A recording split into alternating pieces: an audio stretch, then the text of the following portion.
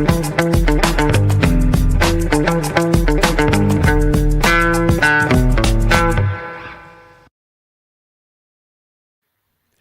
everyone. This is the Flow State Podcast. I'm Stuart P. Turner, and I'm delighted to be rejoined by my good friend Melinda Stuart today. Melinda, hello. How are you? Hello.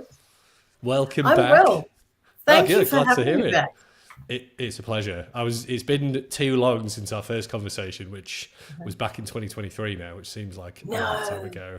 Yeah. Oh. I was gonna put you on the spot and do a bit of a test on what we talked about last time, but I thought that might be a bit unfair given everything that's been happening.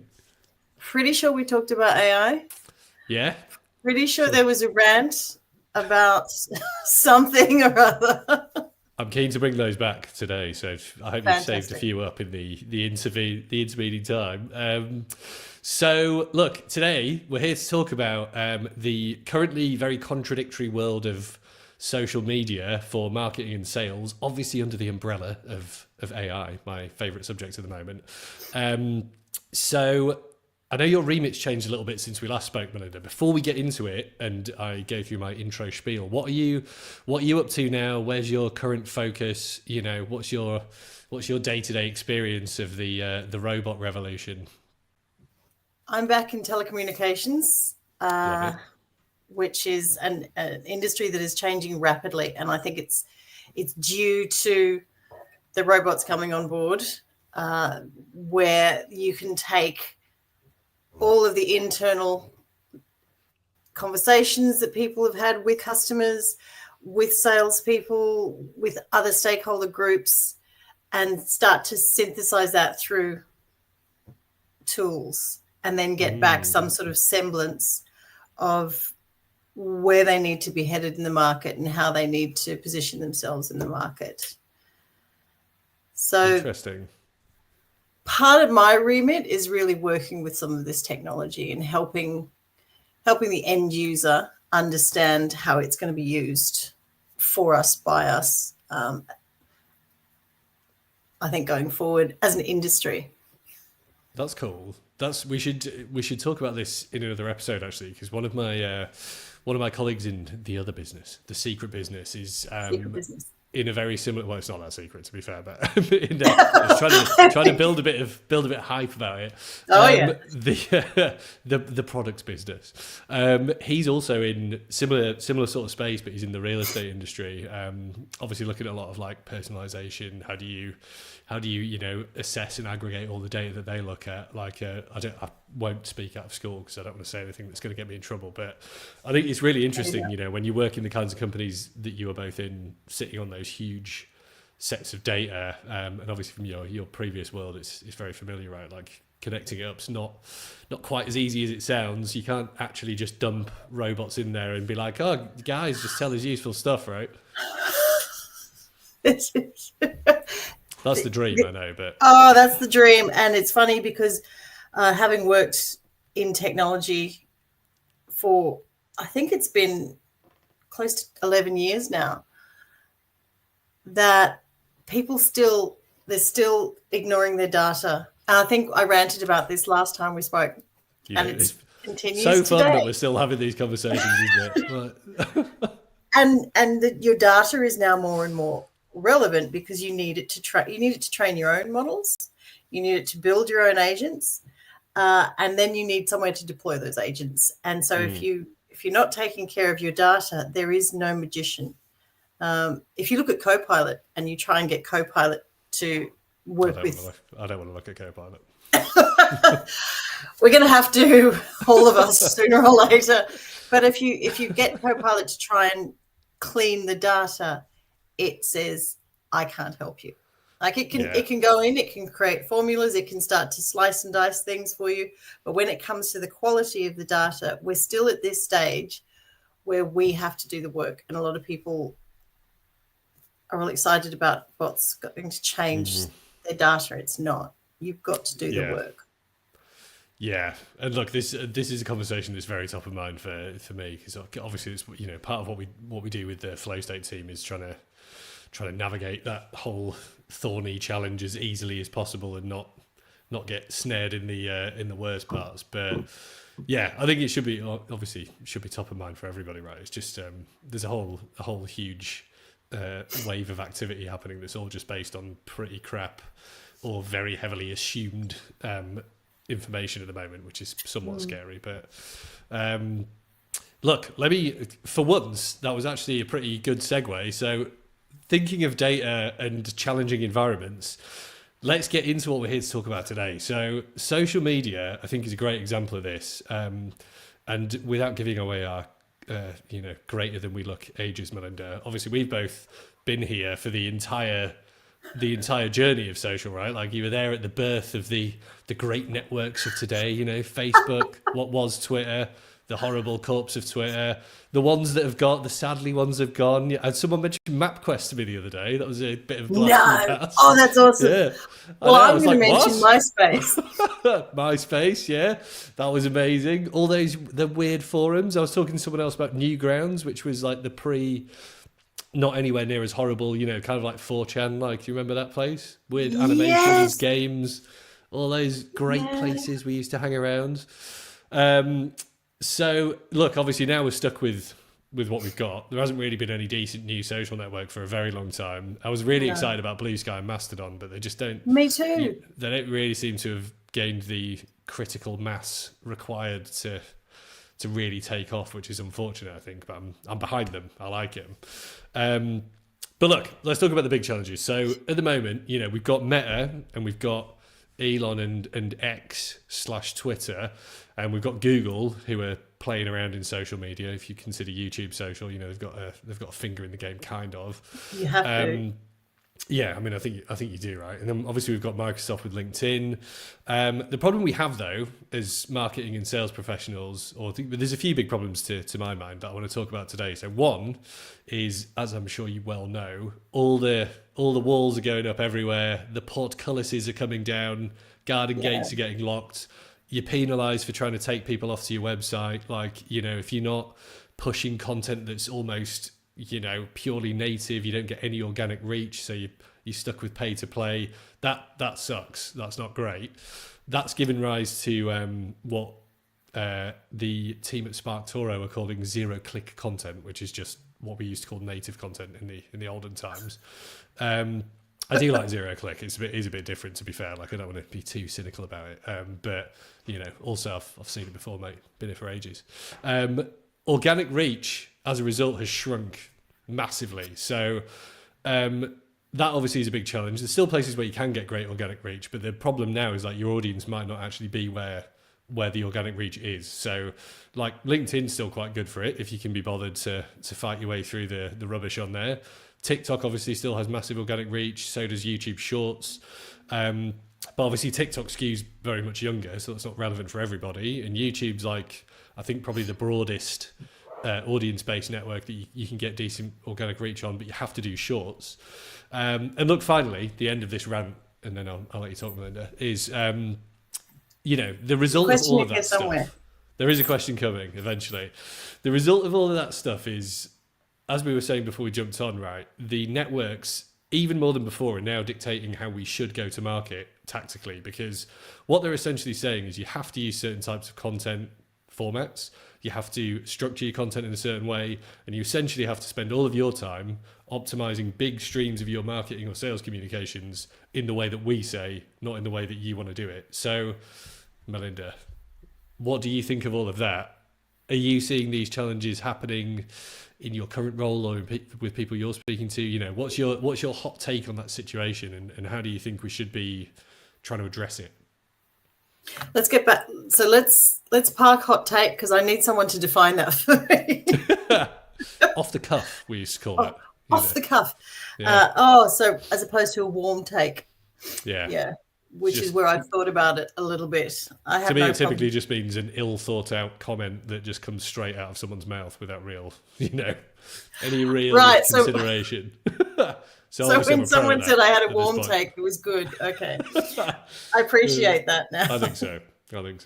Either, Look, I tell you what's interesting for me, because I started my digital journey a few years ago in SEO, and that was where I trained and then just went forward from there in marketing and communications.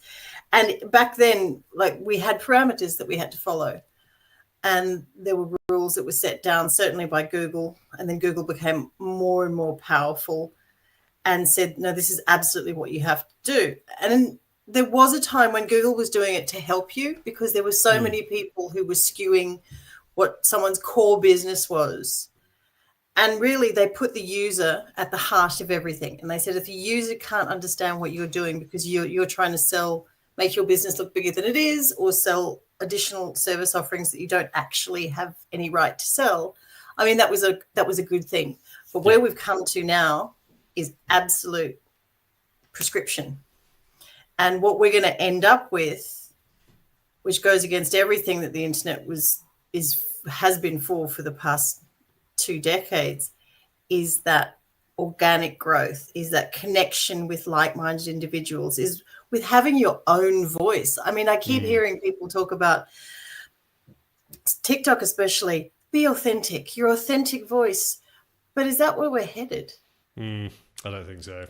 Yeah, I think that's a really interesting point, actually, because, you know, as you well know, coming from SEO originally as well, like you know, you've seen the change in Google from, oh, we're just trying to organize, you know, the internet like a library, which is great, to, oh, let us just tell you what's important and what you should be looking at and how you should think about it.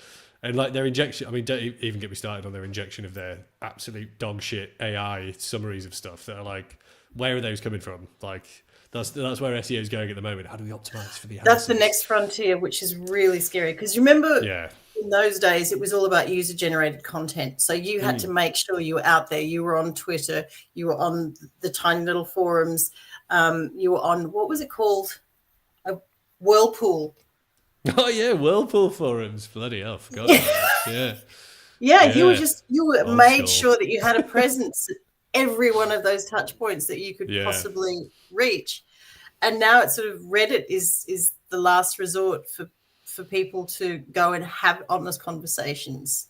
And look, I don't know if you've noticed, actually, because I'm don't judge, but also quite a big Reddit fan for various reasons, but which I won't go into now. But that I've noticed in a lot of the big subs on Reddit that there's just loads of like karma farming crap, like loads of AI generated slop there as well. That's just like, if you check into some of them over a few weeks, you see the same post coming up over and over again, like just to, because you know it's on the verge of being ruined by people like us, unfortunately. I think probably just like everyone feels like how we ruined the rest of the internet with our incessant need to leverage every channel for selling stuff.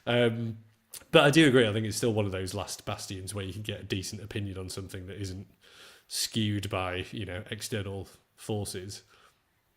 Yes, exactly. And you can, I think you almost feel like it's a safe space where you can bring it to a group of people, whereas you can't do that anywhere else. Not right now. I mean, Instagram, we already knew what that was going to be. What is even the point of Instagram now? Like, I'm only on there because I've got, you must be the same after being across all the networks, because like I've got a few people like in every one, so I can't really leave any one of them because I just know that there's at least 2 or 3 people that I'll just never hear from again if I ditch them. So like I'm sort of stuck now. I'm like I only really like message people, but I'm like, well, do I want to just kill that friendship because like we're not going to text each other? Like that would just be unthinkable apparently to move to another messaging medium. I think that's what's happening, and I think a lot of people are in the same position. It's like, I can't stop now because then I'll lose. I'll lose that connection over there. I'll lose those people over there. I mean, I'm not the world's most sociable person, but even I find it hard. Come on, Linda. You know, you do I know. What you can. I find it hard to keep in contact. So there are some sort of channels that I use to say, yep, still here. Nice to see you. Yeah. And look, I think that's coming back to your point around authenticity and focus on, you know, your users, or in less robotic, horrible language, the customers who make your business. That, again, Facebook, great example of this. I'm sure you remember the dramas over the years where it started out, it was actually, once it stopped being a weird creeper network and, turned into like real Facebook, it was actually great. Like, you could connect with people, you could see what they were up to. There was a bit of a maybe slightly nostalgia tinged couple of years where like you could be like, oh, I can just actually see what all my friends are up to. You can kind of keep in touch with that peripheral group of people that, you're probably not mega close with, but you'd obviously see every so often and do stuff with. And then slowly, you start to see less of that. And like now I like log on, and like maybe it's because I don't use it very often, but I'm just like, it's a real effort to like actually see stuff from anyone that I actually know on there now. Like, and it just feels like they're just shoving loads of crap at you. Like, oh, did you know that there's this shit near you that you might want to buy? Oh, did you know this group's posted something that you haven't been in for like 5,000 years? And it's like, I just hate being told what to do on those networks. Like, it's just not it doesn't feel like a social network anymore. It feels like heavily advertised forum where you can occasionally talk to your friends if you fight your way through. It's not a social network; it's a commercial venture. I think some people just lose sight of those things. I mean, I joined Facebook and Bebo on the same day. Bebo, bloody hell! And we all know what happened to that. If you don't know if you're too young to know what Bebo is, I'm going to put the link under here. There's probably a little obituary somewhere on the internet for it. It's probably on Wikipedia, right? I'll put that on there. Brilliant. Do you know that originally started in 2005, Bebo, Melinda? I'm just looking now. Until its bankruptcy in 2013. Tragic time. Oh, they sold to AOL. It was the one that everyone was talking about. This is the thing of the future, and Facebook's nowhere near the same space that Bebo is. So this is, I think, when you've been in digital long enough, you start to not get jaded, not get cynical, but be wary of some of the things that you see. And this is why a lot of this AI stuff that's being produced and pumped out through social channels, I'm starting to think we're going to have to live with this for another 12 to 18 months before we move to a next level. Because that's a good positive spin, I think, Melinda. I like that. Where do you think we're going to go, right, after this current torrent of nonsense recedes? Yeah, pretty soon. It probably won't be done by us or the people who really feel strongly about it, but it will happen at a technological level where that sort of content starts to be pushed down. And anyone who's got a new idea or a new thought is elevated up again. Because what I'm seeing already is, you've got people who can make tons of videos and post them on TikTok. They can write tons of content, like posts for LinkedIn and Facebook, and just continually post and be out there, which is skewing the algorithm somewhat. But they're the ones who are sort of doing harm to not only to our industry and our profession, but ultimately to themselves. Because there are still people who want to read thought leadership. And I'm going to be a pain in the neck and talk about myself here. Well, go for it. But I made a promise to myself at the beginning of the year that I would start to contribute and write, because you don't want to be part of that 95%. If you can help it, you don't want to consume all the time. You want to actually contribute. And so for me, being able to contribute, I'm starting to see there are people who want to consume new ideas or new ways of putting thoughts together. So I think that's important to remember. And I think it's important for us to keep saying it again and again. If our industry tanks, like marketing, it's kind of on us for not standing up and saying governance, ethics, please have some oversight, and please don't give away your critical thinking. There are a lot of people right now, and it's got nothing to do with age. There are a lot of people who just think, oh, great, I'm just going to tell this tool what to do in the basest possible terms. And look, it produces everything for me.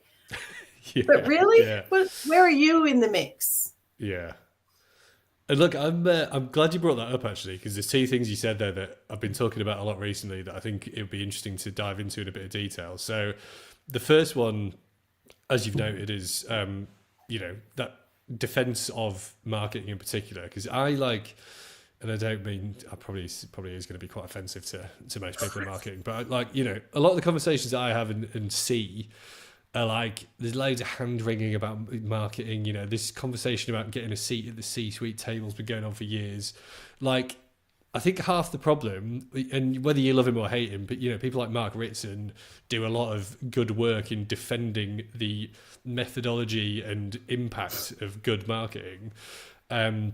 And I just want to caveat this by saying, like, I'm not a marketer by profession. I am like a marketing enjoyer, but I'm like a digital guy, right? So like, I'm not trying to say I'm some sort of lauded marketing expert here. I just listen to a lot of them. But I think what I find frustrating is like nobody's got any, sort of balls anymore to be crude about it, to defend the job that they have chosen to do.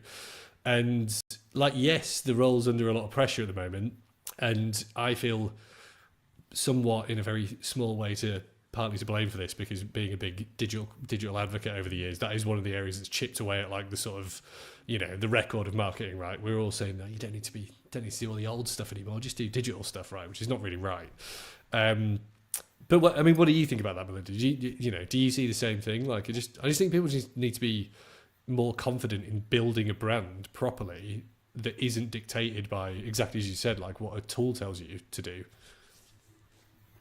Right. Well, I'm going to start by disagreeing with you on digital overtaking traditional marketing. Traditional marketing. Sorry, you're probably going to have to edit that because I didn't say the word properly. I'm leaving everything. That's how it is being live. Walls and all. It's the way to do it. But if we ignore the theory and go back to traditional marketing tactics, they were very expensive and they had limited reach. And it was also very hard to understand who your end customer was. Digital unlocked so much information, such an incredible ability. I mean, I think of COVID, because of both of the lockdowns we had and how I was able to work with media publishers and events agencies to do some really incredible stuff and keep a conversation with our customers going through digital. I think where we want to talk about, and as marketers, we do talk about this a lot, especially in technology, especially in B2B, which is integration. So every time you go out to market with something, you have to look at the initiatives and tactics that you've got. What's live? What's an email that you can, not an email, they call it direct mail. What's a thing that you can touch? What's the tangible aspect to that? What's public relations? So you just go through this whole list until you get a mesh of marketing tactics that support your strategy. Why you're doing this in the first place. Yeah. Yeah, look, I think that obviously is a fair point. And I think, as you noted earlier, I guess that's where we've come kind of full circle, right? With digital, is like there was that big period where you were like, oh my God, you can track everything, you can see everything. But, coming back to where we started with our current social media challenges, that in itself has become the issue now, right? Where you're like, how, as you said about AI, how accurate is that information? Like, are we really getting like a more accurate view of where our customers are? Like, do those interactions mean anything or not? And I think that's, to your point, that's where a lot of the critical thinking, a lot of the effort is lacking. Just because we've got into this routine of being like, look, you can easily pull a ton of data and present a load of charts that look nice, right? But that whole blinding people with science approach, I feel like is partly to blame for maybe the lack of faith in where things are going. Because if that doesn't turn into actual money at the end of the day, like what's the point of all of it? I guess so. And this is where people have been talking for past 6 or 7 years about next best action. So AI in a CRM is not new. There have been CRMs like Pega, like Salesforce, who were already operationally training language models to be able to create some sort of predictable roadmap of where your marketing communications should go next. And what we're seeing now is we're just seeing an explosion of that everywhere. But I think what we have to ask ourselves, because now there are tools that you can, it's all your own data. You run your own data to be able to create that next best action model. But for people who want to pick and choose cloud-based tools, and they're operating as a startup or they're operating as a smaller enterprise which can't pay for a huge CRM, and they're buying models externally, where are those models trained, or what are they trained on, more to the point? And I think that's where we could get ourselves into trouble. Yeah, I completely agree. And look, that's where, again, I think where the sort of agenda of these companies is very much not aligned with you or I or anyone else. Is like, you know, as you were saying, like Salesforce, fair enough, you've obviously got a load of your proprietary first party data in there. Any CRM, you kind of feel like the permission's there for them to, you know, to train a model, maybe, right? Whereas like people like Meta and Google have just been shoving their AI models down our throats. Like I was whinging about Gemini and that rollout with the guests on one of the last shows, where you're like, they launched it, they tried to make us pay for it separately, they realized that no one wanted to do that, they rolled it back, and then they've just pushed it out into Workspace now. So I like actually can't get rid of Gemini easily because it's just been pushed out into my Google Workspace, and I'm like they're training their model on all my business data. Is that how that's working? Like that is a, you know, serious-ish concern for me, because I don't really want them to be doing that, but it seems very hard to actually turn it off in any meaningful sense. So like how would you, I mean, how do you think you should be approaching that risk? Because we mentioned governance and, you know, just to sort of having a sense of protecting your own IP and your own data. Like what are you sort of talking to people about at the moment to try and address that issue? Well, it really comes down to training models internally, using models that aren't connected to external systems. I went through a whole period where I was trialing ChatGPT, and I would play with the prompt, I would use it, and then I would just delete the thread and just keep deleting it. And I know that goes against everything that generative AI is meant to do. It's meant to, but it's learning from you. And I think there are lots of things that you can do at a corporate or a higher level in terms of governance, in terms of how you allow employees to use these external tools, and then how you sort of integrate your models internally to get to that point where you're building agents that can then automate tasks inside your own systems. But really, the other part is every one of us thinking, okay, this is not a closed system. So what am I doing to ensure that I'm not filling the internet with rubbish? Or just providing. It's the same with Copilot. And I think Google has learned their lesson from Microsoft. Microsoft regularly would roll out updates of software that people weren't ready for. Yeah. Apple does it all the time, and there are sort of parts of their technology that you can't even use because you haven't upgraded. Yeah. And so Google's just learning from their peers, I guess. But it would be nice if someone came along in that sphere and said, you're allowed to turn this off. You know? Yes. Yeah.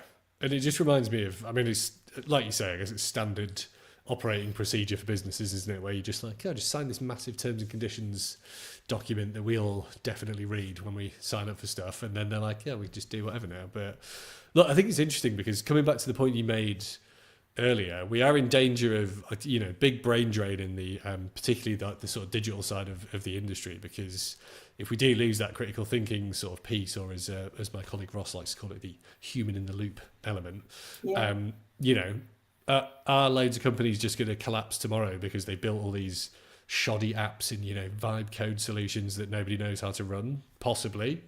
And are you going to be sitting here in a couple of years' time, if you're in a big corp, suddenly realizing, I can't remember the exact stat, but there was something like 30 to 40% of people, I think, are uploading confidential data to AI tools without really being allowed to. So data is like leaking out the door everywhere already. Are you suddenly going to realise that loads of your staff have been breaching your data policies, and because you haven't trained them or you haven't provided any actual guidance? So I think those two issues are quite real. There doesn't seem to be a huge amount of concern about it at the moment from a lot of people. There's not a huge amount of concern because we're coming back to governance. We keep coming back to. I think the thing with Chat GPT was, it's here, it's free, let's go. Yeah. Everyone got so excited. And there were some voices. But these were sort of deep technologists who, because of LinkedIn's changing algorithm, couldn't really raise their voices high enough. But there were voices saying, hang on, before you do this, we should do this. And I think what's happening is, especially in America, if you're a commercial corporation of that size with that much influence, no one's going to stop you and say, hang on, where are your policies? Where's your guidance on this? They're not helping. No, they're not. And you can see a scenario, can't you, where people are getting fired because they've been using like ChatGPT, for example, when there's been absolutely no guidance or, official sort of training about it. Because people are getting fired now for no reason, right? So like it's not hard to imagine that you get fired for that, and the company will just blame you because you didn't think that you shouldn't upload whatever, like a document. Because I just think that's the challenge for people not in the industry, right? Like they don't know that all this weird training's going on behind the scenes. Like the assumption is that these tools are secure and that it should be fine to use them unless someone tells you otherwise, right? I mean, it's perfectly reasonable to assume that unless you've been informed otherwise by your employer, isn't it? Well, yes and no. I think if you don't work in our industry, okay, yes. But I think, and what I was talking about before is these large corporations, because we know who owns OpenAI, deliberately not taking that step, because these corporations and the companies that we're talking about now, there's that downstream effect, they need help. So imagine, and I'm thinking about the European Union's AI governance and ethics board that they're still trying to cobble together. All of this should have been put in motion long before. And so before, when we talk about large language models, creating artificial intelligence, getting to automation, the deployment of agents, it would be at a theoretical university level. So the governments around the place never got in front of it. So really, when people do end up being fired for the misuse of ChatGPT, I think what we'll see is those companies should have been helped. Yeah. And there will be some sort of backlash, and maybe that'll kick some governments into action. But I talk about AI governance and ethics from the point of view that we're the ones, especially in marketing, who could end up talking ourselves out of a job if we don't start being the vanguard of this. Yes. And how do you look? And again, I think this is you raised this point when we were chatting before we jumped on. Like, how do you see that sort of shaping up? If you're in a marketing role right now, like, obviously your team's probably all just like all over AI right now. You might have your own internal tools. Like, how should you be thinking about it if you're in one of those roles to actually make sure that you still have a job in 12 months' time and you're not getting chucked on the scrap heap with everyone else? Oh, lovely. What a lovely analogy. Thank you. I mean, I mean the royal you, not like you specifically. The royal me. We never, ever give up your critical thinking. Never, ever give up your strategic thinking. And these conversations that I've had with a lot of people over the past few months and I've had a salesperson say this to me, it's amazing. You just ask ChatGPT for, give me a go-to-market strategy, and it just gives it to you. How do I sell? I said, that's lovely. It scraped it from the collective knowledge of the internet. But where's your take on it? Where's your perspective? Where are your observations? And is it correct? And I think that's it. If you keep questioning it, if you, like these people who write posts about, I challenged ChatGPT today. Well, you're not a hero. Challenge yourself. Yeah, exactly. Yeah. You're like brilliant. Like you sat on the toilet with your phone, just chatting on the app, were you? Like brilliant. That's what I was doing. You know. Again with the visuals. Sorry. Yes. Yeah, that kind of a mood this morning. Sorry. I'll try and be more civilized for the remainder. But it's so discussion. true. It's so true. And I think especially when, there are customer success roles at risk where recruitment, it seems like the entire recruitment industry has gone backwards and only operating through AI tools. And a lot of people who think that they can do exactly. But a lot of people who think that they can do marketing conceptually, everyone's a marketer until it comes to execution. This is where we, especially as senior marketers, speak for yourself. I know. I am 28. But where we have to say our experience, everything that we're seeing and learning and in our large language model counts for something. Totally. So it's imperative that more people do that.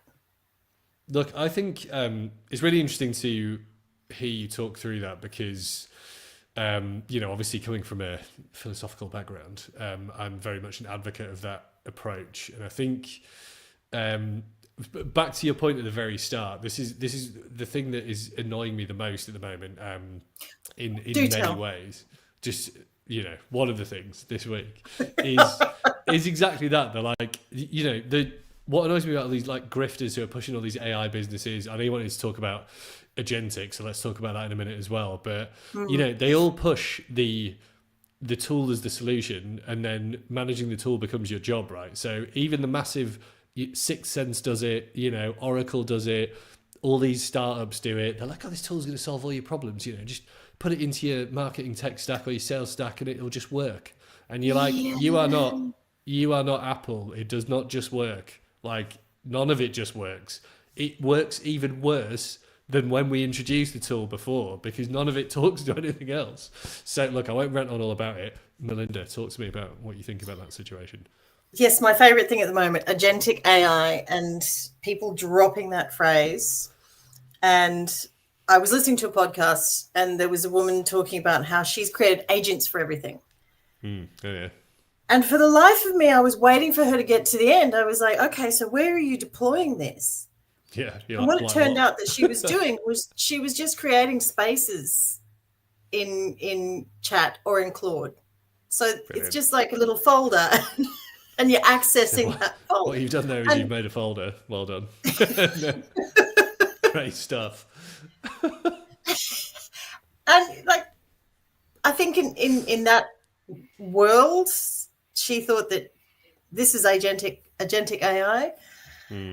And so I thought, okay, well, obviously I can say that my digital training or my digital knowledge is out of date. It's not really, but I can pretend that it is. So let me try to build an agent in Claude. And I did that, and it delivered me all of this code, which was no surprise. It's what I expected, because that's what you're doing. These things are pieces of code that you are then directing or instructing. It's like the old school days of marketing automation, which is exactly the same today as it was 10 years ago.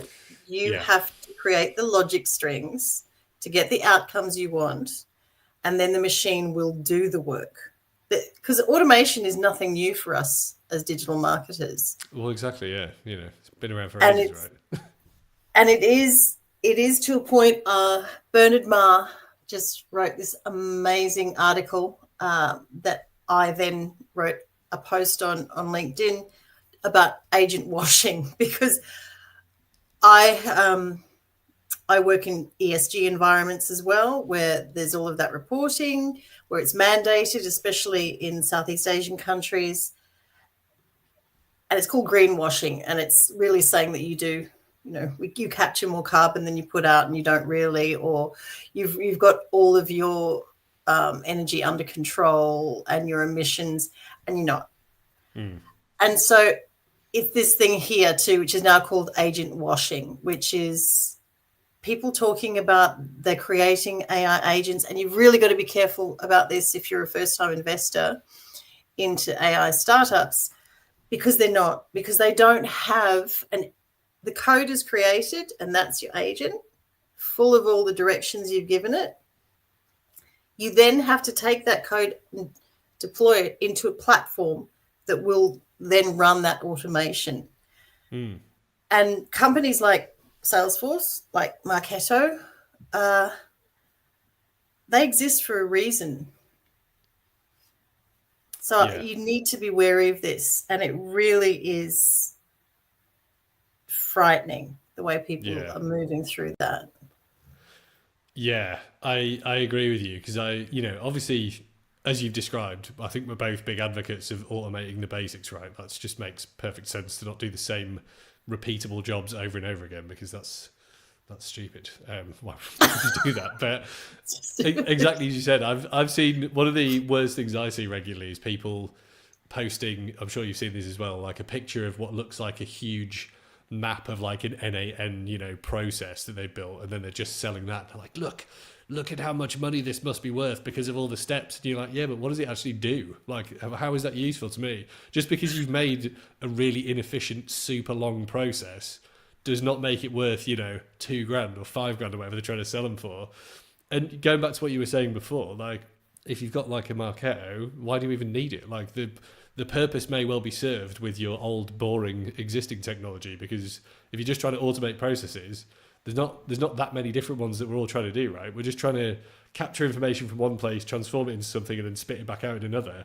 So, I'm with you. I just think it's a bit of emperor's new clothes going on at the moment, and people be like, oh, look, a new name thing. Look, everyone's talking about this thing. Like, isn't it great? And you're like, well, yeah, if you want to spend a week rebuilding something that, like, to your point, Salesforce have put millions of dollars behind, then you go for it. But you're not going to win that particular battle, are you? So that's fine, if you feel like it's worthwhile. We're coming back to where we started, which is data. So don't talk to me about predictive AI agents, because, and I actually have had this discussion in real life. Someone saying to me, it's got predictive AI agents. How's it? And wow. My question back to them, and I was probably being unfair, was, where's the data coming from? Who's training it?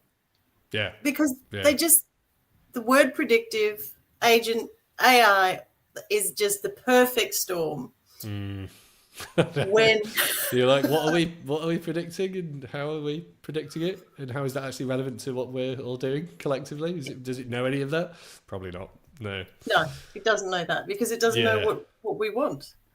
Well, that's the funny thing, right? I mean, and again, not I'm saying a lot of things that I probably shouldn't this morning. So not to get myself in trouble on the There's going to be so many edits. This is going to be a 15-minute podcast.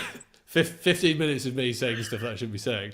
Shameless plug of what we're doing in the other company, right? So we're obviously building a software business that has AI in it, because they have to now. But all the work we've been doing over the past year is on exactly the area you just described, which is, obviously we can get tons of data from everywhere. However, the challenge in producing something that is actually useful is what 10% of all of that garbage is actually effective, interesting intelligence that is going to be useful for, like, for you, because we could fill it full of like everything that's available on the internet right now, but we don't want to do that because we don't need to, one, and two, it will be 90% absolute rubbish back out, which is what you get out of a chat GPT now, right? So and again, coming back to where we started on social, I think that's where the utility of those spaces from a customer intel perspective has just reduced so dramatically. Like, it's still there, but it's a massive effort now to sort of really get down to a to your point earlier, like a meaningful action that can then help you to understand what your next meaningful action should be. And yeah, look, I agree with you. I think that's where the promise of all this magic AI automation is just really letting everyone down, because we're just still in process automation, particularly in the B2B space. Like, I just think it's like, it doesn't add anywhere near the amount of value that everyone's pretending it does. And if they're pretending that it does, they're probably just trying to sell you an AI business. Yeah, exactly. And sorry, that wasn't a question, but feel free to. It wasn't a question, so I'm trying to respond. I'm trying to uncover the question, and maybe I'll just sit back and wait for the question. Well, once you've done your next round of media training, Melinda, or if you've watched the film Zootopia, you can. I'll give you this one for free. Just ask a question that you want to answer yourself, and then just answer that question. Think that, wow, great point, Stu. Thank you for asking. I've been thinking about insert my question. Let me tell you about that. No, I think I've done that already. Even I was shocked. I was like, wow, you did have communications training back in the day. Wow. Brilliant. It's good. It comes back to you, Melinda. It comes back to you. But look, I know we've talked around a few areas from where we started, right? So if you were going to sort of sum up, like, if and I won't use the phrase hot take, but if you had a sort of some takeaways from your sort of recent interactions on this whole, like, social media, AI, data conundrum, like, what are the main things that you think, or that you're focused on and you think other people should be focused on, and where do you think the potential pitfalls are that we should be wary of, I guess? It'd be interesting to hear what you think on that front. This is not going to be earth shattering, so we've really, look, doesn't need to be. By all means, put your posts through ChatGPT, but just read it first. I can't, especially if you're doing this on behalf of a company, and this is really thinking about those guys who set up their social media agency overnight and are servicing 80 to 100 clients, and they're just pumping out the same rubbish for each client. They've got a truckload of emojis. I mean, even normal people now, I say normal because they don't work in our industry, but even the normals, they know this now. And someone who you and I have in common, but I don't think either of us know him, is an influencer on LinkedIn. And you're going to fill in his name for me at the appropriate time because I've completely gone blank. Tom Goodwin. Yes. The funny complainer, Tom Goodwin. But he was right. He said, I never knew that AI would become a conversation, and that's what it's become. And so I think that's what you need to stop jamming it and pushing out a post full of stuff you haven't read. Use it as a conversation, and you'll see, like, LinkedIn's doing some really scary things with its algorithm right now, and it is sort of trying to appease the US government. But I really, unless someone can come up with an alternative, and trust me, I have been putting it out to enough people, please develop an alternative. It's going to be the platform that everyone uses. Yeah. And it could change in the next 9 to 12 months. Like, it could get back to where we were comfortable with it. But right now, yeah, use it as a conversation, and especially if you're doing it on behalf of clients, take care, because we're going to see some sort of overhaul whereby all of that stuff that is homogenous starts to get pushed down. So yeah, you're making money now, but that's not going to last. Yeah. I think that's a very reassuring point to make, actually, because one of the many benefits of being somewhat more aged, as you know, is that you see these trends come and go, right? Like, and I'm not saying we've seen that many, but, you know, as you've noted, like, you see them, don't you? You're like, there's a wave of stuff. Everyone gets really excited. You know, loads of people who don't really understand anything invest in it and probably just lose a ton of money.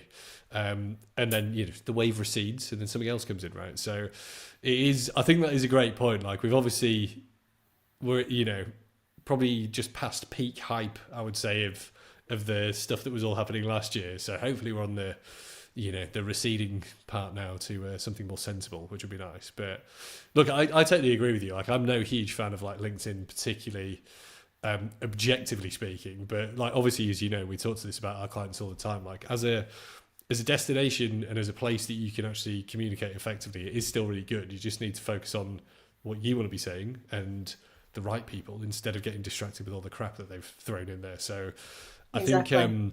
I think that's one of the few places where that approach still works, whereas Facebook, like, it doesn't now, right? Like, they've just sort of so actively depressed the organic side that it's not even worth the effort, really, unless you're doing short form video, which they obviously love. Everyone loves that now.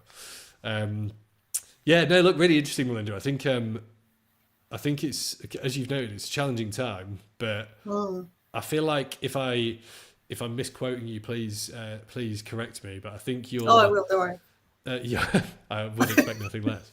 I think you're. What you're saying was like, look, we got to hold fast to the principles that we know work, right? Which is a common theme from everyone I've been speaking to. Like, if you adopt the correct methodology and you have some form of human-focused critical thinking in mind, you're not gonna go wrong, are you? Right. And I think the second point you were making throughout, which is just, remember, tools are tools, people are people. Don't make a tool your entire job unless that is what you want your job to be. That's fine, obviously. But ChatGPT is never going to become your job like being a Salesforce admin is a job, right? Because it's just universally accessible. You just don't need, there's no expertise required. Like, the bar to entry is basically on the floor, right? So it does feel like that's going to be very short-sighted if that's your entire shtick. He's like, hey, I'm good at AI. You're like, well, my mum's good at AI, so what? Yeah, it's pretty much because I have a very good friend who doesn't work in this industry, and I think the way she utilizes AI tools is better than me. Yeah. I think we know too much, to be honest. Like, like, I know from my own use, I'm like second guessing stuff and trying to be like, oh, well, if you do this, what about that? And all the stuff we talked about, it actually gives you a weirdly worse result, which is annoying, than someone who's just like, oh, I just asked it this and it told me this. And I'm like, fucking hell, right. I'll just go and try and do that myself. They're brilliant. Yeah. It's the curse of too much knowledge, I think. Too much knowledge. Yes. Whoever said knowledge is power was sadly mistaken, because knowledge is every self-doubt you ever have and questioning every decision you ever make. Yes. Yeah, there is that. Yeah. It's Francis Bacon, I think, who originally said that, Melinda. Really? Although the original, I'm just looking at it now, the original quote, 'cause it was translated, is knowledge itself is power. Interesting. So it's been misquoted through the years. So what was the original language that it was in? Some old one.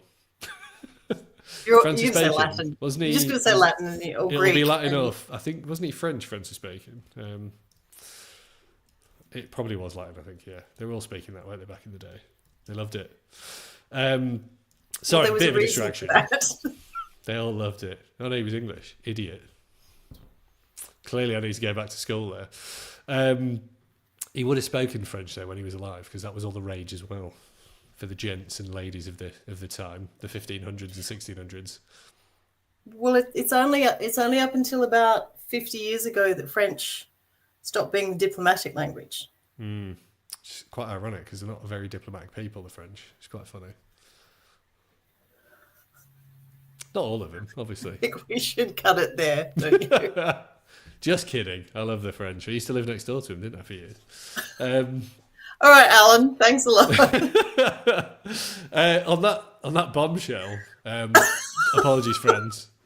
I think that's a good point to wrap. Melinda, bit of shameless self-promo, which I know you're not a big fan of, but if people want to have a chat to you, how should they get in touch with you? You mentioned you've been contributing beyond your presence on this podcast. What have you been writing? How can we find that?